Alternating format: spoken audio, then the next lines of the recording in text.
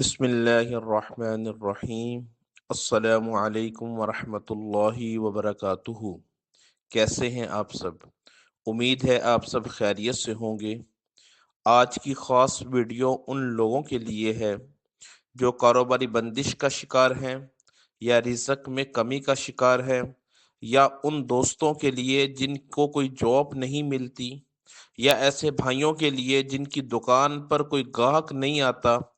دنیا میں رہتے ہوئے ہر انسان یہ چاہتا ہے کہ اس کا کاروبار پھلے اور پھولے اور رزق میں خوب برکت آئے، لیکن بعض اوقات غیر متوقع رکاوٹیں یا کاروباری بندش کے مسائل سامنے آ جاتے ہیں جو انسان کو ذہنی پریشانی میں مبتلا کر دیتے ہیں۔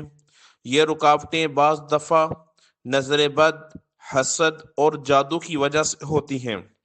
دین اسلام نے ہمیں اسی طرح کی ہر مشکل سے نکلنے کے لیے روحانی وظائف دیے ہیں، جن پر عمل کر کے ہم بھی اپنی زندگی کی مشکلات کو آسان بنا سکتے ہیں۔ آج کی ویڈیو میں اسی طرح کا ایک خاص وظیفہ بعد نماز عصر کا آپ کے ساتھ شیئر کروں گا کہ جس پر عمل کر کے آپ بھی اپنی تمام کاروباری بندشیں، رکاوٹیں دور کر سکتے ہیں۔ ویڈیو کا آغاز کرنے سے پہلے میری آپ تمام بہن بھائیوں سے گزارش ہے کہ جنہوں نے ابھی تک ہمارا چینل روحانی علاج بالقرآن سبسکرائب نہیں کیا، وہ پلیز کر دیں اور ساتھ میں دیے گئے بیل کے بٹن کو بھی لازمی پریس کر دیں تاکہ آنے والی تمام روحانی وظائف والی ویڈیو آپ کو ملتی رہے۔ پیارے دوستو، اللہ تبارک و تعالی نے قرآن مجید فرقان حمید میں ارشاد فرمایا، حافظوا علی الصلوات والصلاة الوسطی وقوموا للہ قانتین۔ اے ایمان والو، تم اپنی نمازوں کی حفاظت کرو اور خاص کر درمیانی نماز یعنی نماز عصر کی حفاظت کرو۔ نماز عصر کی قرآن و حدیث کی روشنی میں بہت زیادہ اہمیت ہے۔ دین اسلام میں نماز عصر کی بہت بڑی فضیلت کو بیان کیا گیا ہے۔ بخاری اور مسلم شریف میں کئی حدیث مبارکہ اس کی فضیلت پر مروی ہیں۔ بخاری شریف میں ایک حدیث پاک موجود ہے، رسول کریم صلی اللہ علیہ وآلہ وسلم نے ارشاد فرمایا، جس کی نماز عصر چھوٹ گئی، یعنی جس نے نماز عصر ادا نہیں کی، اس کا گھر اور مال سب لٹ گیا۔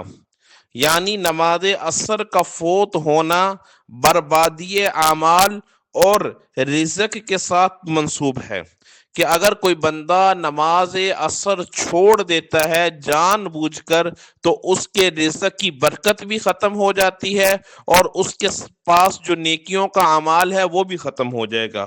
اتنی بڑی فضیلت ہے۔ ایک اور حدیث پاک میں ارشاد فرمایا رسول کریم صلی اللہ علیہ وسلم نے کہ وہ شخص ہرگز جہنم میں نہیں جائے گا جو سورج نکلنے سے پہلے اور سورج ڈوبنے سے پہلے نماز پڑھے۔ سورج نکلنے سے پہلے نماز یعنی نماز فجر، اور سورج غروب ہونے سے پہلے نماز یعنی عصر کی نماز ادا کرے۔ جو بندہ ان دو نمازوں کو پڑھتا رہے گا، اللہ تبارک و تعالی اسے ہرگز جہنم میں نہیں ڈالیں گے۔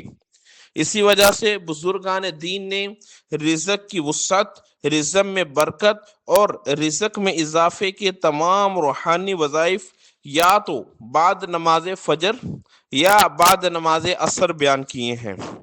آج کا خاص وظیفہ بھی بعد نماز عصر کا ہے۔ آپ نے سب سے پہلے نماز عصر ادا کرنی ہے۔ وظیفے کو بڑی توجہ سے سماعت فرمائیں، انشاءاللہ آپ کو کافی فائدہ ہوگا۔ وظیفہ اس طرح کرنا ہے کہ سب سے پہلے آپ نماز عصر ادا کریں۔ جس جگہ پہ آپ نماز عصر ادا کریں، چاہے آپ گھر میں ہیں، چاہے آپ مسجد میں ادا کر رہے ہیں، چاہے آپ اپنی دکان پہ ادا کر رہے ہیں، چاہے آپ اپنے دفتر کے اندر جاب والی جگہ پہ ادا کر رہے ہیں، جہاں بھی آپ نماز عصر ادا کریں، سب سے پہلا یہ کام کریں کہ نماز عصر ادا کرنے کے بعد مصلی سے نہیں کھڑا ہونا۔